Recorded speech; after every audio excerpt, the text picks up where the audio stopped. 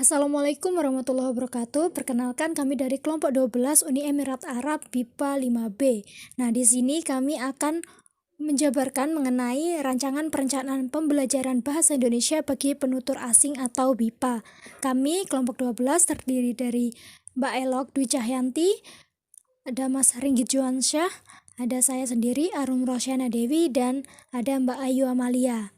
Baik, selanjutnya adalah pembahasan mengenai isi dari RPP. Tingkat pembelajar C2. Standar kompetensi membaca, menyimak, dan berbicara. Kompetensi dasar mampu mengungkapkan gagasan mengenai karya sastra Indonesia secara spontan, lancar, dan tepat. Pokok bahasan atau materi 1. Membaca atau memadukan ide atau masalah yang hampir sama dari berbagai teks ilmiah dan karya sastra. 2. Kata partikel dari, pada. 3. Kosakata yang bermakna emotif. Tujuan pembelajaran 1. Melalui kegiatan membaca karya sastra, pembelajar mampu menyebutkan kata partikel secara tepat. Kedua, setelah membaca karya sastra, pembelajar mampu menyebutkan kosakata bermakna emotif secara tepat.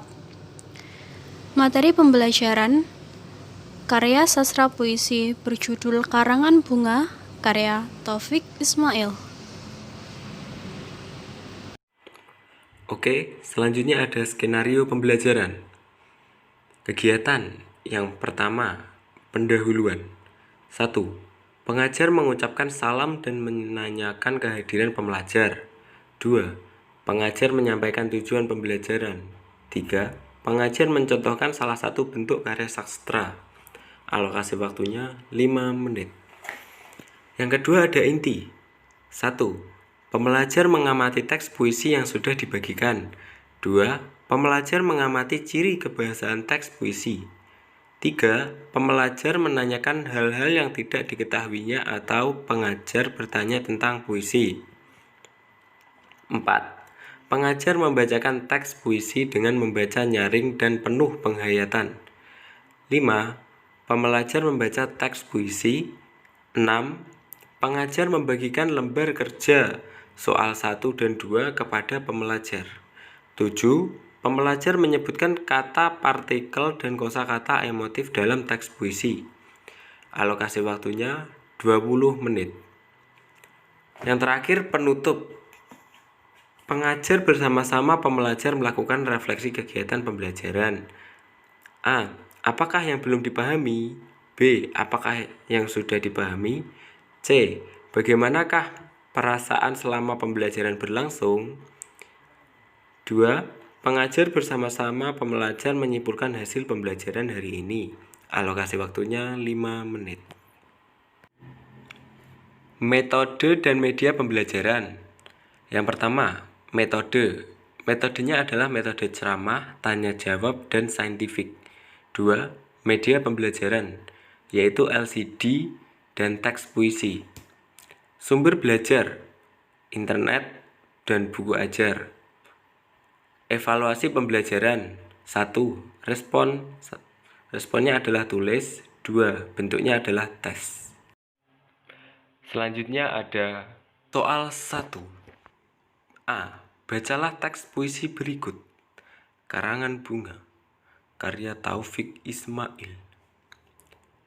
3 anak kecil dalam langkah malu-malu datang ke Salemba sore itu. Ini dari kami bertiga, pita hitam pada karangan bunga, sebab kami ikut berduka bagi kakak yang ditembak mati siang tadi. Setelah membaca teks puisi Karangan Bunga karya Taufik Ismail, selanjutnya yaitu mengerjakan soal tentang puisi tersebut. Pertama, siapa yang melangkah malu-malu? Kedua, Pergi kemanakah mereka? Yang ketiga, apa yang mereka berikan? Yang keempat, kapan mereka pergi? Yang kelima, mengapa mereka berduka? Kunci jawaban pada soal pertama. Nomor 1, 3 anak kecil. Nomor 2, Salemba. Nomor 3, karangan bunga berpita hitam. Nomor 4, sore. Nomor 5, karena kakak yang mati siang itu. C. Pedoman penskoran. Nomor soal 1 akan memperoleh nilai 20 jika benar. Nomor soal 2 memperoleh nilai 20. Nomor soal 3 memperoleh nilai 20. Nomor soal 4 memperoleh nilai 20. Nomor soal 5 mendapat nilai 20. Soal kedua. Pahamilah makna kosakata yang berkaitan dengan teks puisi di atas dan terapkanlah dalam kalimat.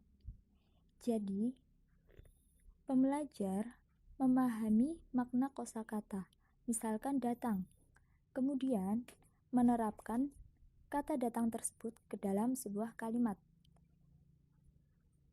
Nomor 1, kosakata datang. Kemudian pembelajar membuat kalimat tentang kosakata tersebut. Yang kedua, berduka. Yang ketiga, pada. Yang keempat, tadi. Yang kelima, pedoman penskoran. Pertama, dalam aspek kriteria, menulis 8-10 kalimat dari kosakata yang ditentukan secara lengkap dan tepat akan mendapatkan skor maksimal 100. Kedua, jika hanya menulis 5-7 kalimat dari kosakata yang ditentukan secara lengkap dan tepat, maka akan mendapatkan skor 85.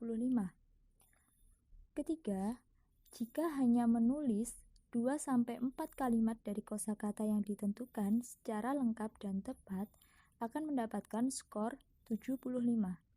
Keempat, hanya menulis 1 kalimat dari kosakata yang ditentukan secara lengkap dan tepat akan mendapatkan skor maksimal 65. Namun, jika tidak menuliskan kalimat sama sekali, akan mendapatkan skor maksimal 0. Kemudian, penghitungnya yaitu nilai soal 1 ditambah nilai soal 2, kemudian dibagi 2. Itu tadi penjelasan dari kelompok kami. Bila ada kurang lebihnya kami mohon maaf. Sekian, wassalamualaikum warahmatullahi wabarakatuh.